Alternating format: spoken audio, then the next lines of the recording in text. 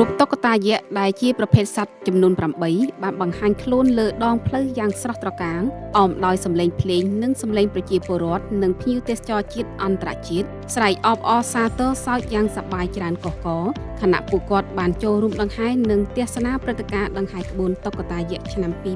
2026នារាត្រីថ្ងៃទី21ខែកុម្ភៈឆ្នាំ2026ដែលដង្ហែក្នុងសកម្មភាពរស់រវើកនៅតាមដងផ្លូវចេញពីវត្តដំណាក់ឆ្ពោះទៅសួនច្បារនិងព្រះរាជដំណាក់ក្រុងសៀមរាបព្រឹត្តិការណ៍នេះបានប្រារព្ធឡើងក្រោមប្រធានបទក្បួនដង្ហែព្រៃដើម្បីអបអរសាទរសត្វព្រៃដ៏អស្ចារ្យរបស់ប្រទេសកម្ពុជាចាប់ពីប្រភេទសត្វល្បីៗរហូតដល់សត្វកម្រនិងជិតផុតពូជសម្រាប់ឆ្នាំ2026នេះមានប្រភេទសត្វដែលត្រូវបានជ្រើសរើសធ្វើជាតុក្កតានៅក្នុងព្រឹត្តិការណ៍ឆ្នាំនេះមាន1រមាំង2ព្រាប3ភេរោមចម្រុះ4ដំរីអាស៊ី5តូចពណ៌លឿង6អំពិលអំពែក7តុកែខ្លួនបង្កង់ភ្នំក្រវាញនិង8កេងកងធំដោយឡែកអ្នកចូលដង្ហែក្បួនតុក្កតានេះបានលើកឡើងថាព្រឹត្តិការណ៍នេះពិតជាអស្ចារ្យក្នុងមួយឆ្នាំមានតែម្ដងនាងខ្ញុំមកពីខាងអង្គការនេះចឹងថ្ងៃនេះយើងដឹកនាំកូនសិស្សដើម្បីមកចូលរួមហែតុក្កតាយក្សខ្លាចខុសគ្នាបងប្រធានបទខុសគ្នាអញ្ចឹងឆ្នាំនេះប្រធានបទពិតជាចាប់អារម្មណ៍ដោយសារតកតងទៅនឹងប្រភេទសត្វព្រៃដែលជិតផុតពូជដែលជាប្រធានបទអាចលើកស្ទួយឲ្យកូនក្មេងជំនាន់ក្រោយគាត់ស្គាល់ពីប្រភេទសត្វទាំងអស់នឹងដូចគ្នាមានអារម្មណ៍ថាប្រហែលជាសប្បាយជាងឆ្នាំមុនទៀតដោយសារតែនៅពេលដែលមានភ្ញៀវគាត់ចេះដឹងយល់ដឹងកាន់តែច្រើនគាត់ស្គាល់គឺធ្វើឲ្យមានអ្នកចូលរួមកាន់តែច្រើនជាងមុនហើយកោះកោដោយដែលខ្ញុំចាក់ស្ដែងបានជួបភ្ញៀវទេសចរម្នាក់ដែលគាត់មកពី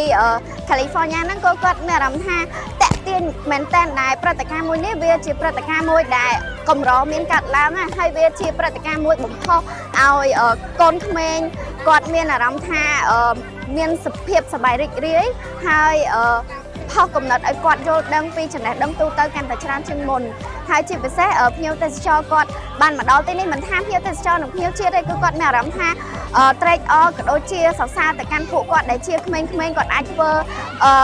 project ដ៏អស្ចារ្យមួយនេះបានដែលបង្ហាញទៅដល់ភ្ញៀវទេសចរអន្តរជាតិក៏ដូចជាជាតិទាំងអស់សំណូមពរគឺចង់ឲ្យអ្នកទាំងអស់គ្នាមិនថាភ្ញៀវជាតិឬភ្ញៀវអន្តរជាតិទេ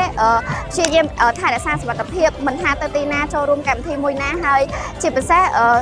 អាចថាជាឱកាសមួយដើម្បីធ្វើការផ្សព្វផ្សាយវប្បធម៌របស់ខ្មែរយើងកាន់តែបន្ថែមទៀតទៅកាន់ឆាកអន្តរជាតិនៅពេលដែលមានភ្ញៀវទេសចរជាតិមកលេងស្រុកខ្មែរយើងកាន់តែច្រើនក្បួនដង្ហែដ៏រស់រវើកដែលរូបតុក្កតាយក្សដែលច្នៃឡើងយ៉ាងសម្រិតសម្រាំងនឹងត្រូវដាក់តាំងបង្ហាញនៅទីនោះរយៈពេល3ថ្ងៃដើម្បីផ្ដល់ឱកាសឲ្យសាធារណជនទស្សនានិងថតរូបទុកជាអនុស្សាវរីយ៍លោកអ៊ុនសាវ៉ាន់អ្នកគ្រប់គ្រងទូទៅនៃគម្រោងតុក្កតាយក្សបានបញ្ជាក់ថាគម្រោងនេះមិនត្រឹមតែជាការកម្សាន្តប៉ុណ្ណោះទេប៉ុន្តែជាការបណ្ដុះស្មារតីកុមារឲ្យចេះធ្វើការងារជាក្រុមស្រឡាញ់វប្បធម៌បរិស្ថាននិងយល់ដឹងពីតម្លៃសិល្បៈលោកថានេះជាព្រឹត្តិការណ៍ដ៏ធំមួយក្នុងតំបន់អាស៊ីអាគ្នេយ៍យើងរៀបចំឡើងយ៉ាងហ្មត់ចត់ដោយប្រើគ្រឿងផ្សំពីធម្មជាតិនិងសម្ភារៈសាមញ្ញៗដូចជាឫស្សីរំពាក់ក្រដាសនិងកាវរួមជាមួយការរចនាពន្លឺយ៉ាងប្រណិតដើម្បីឲ្យរូបសត្វនីមួយៗលេចត្រដែតនាពេលរាត្រីព្រឹត្តិការណ៍ដង្ហែតុក្កតាយក្សបានរួមចំណែកមួយដ៏សំខាន់ក្នុងការស្រូបទាញភ្ញៀវទេសចរឲ្យមកសម្រាកកម្សាន្តនៅខេត្តសៀមរាបកាន់តែច្រើនព្រោះវាបង្ហាញពីភាពរឹងមាំនៃវិស័យសិល្បៈសហគមន៍និងការរួមចំណែកយ៉ាងសកម្មក្នុងការផ្សព្វផ្សាយពីសត្វព្រៃកម្ពុជាទៅកាន់ពិភពលោក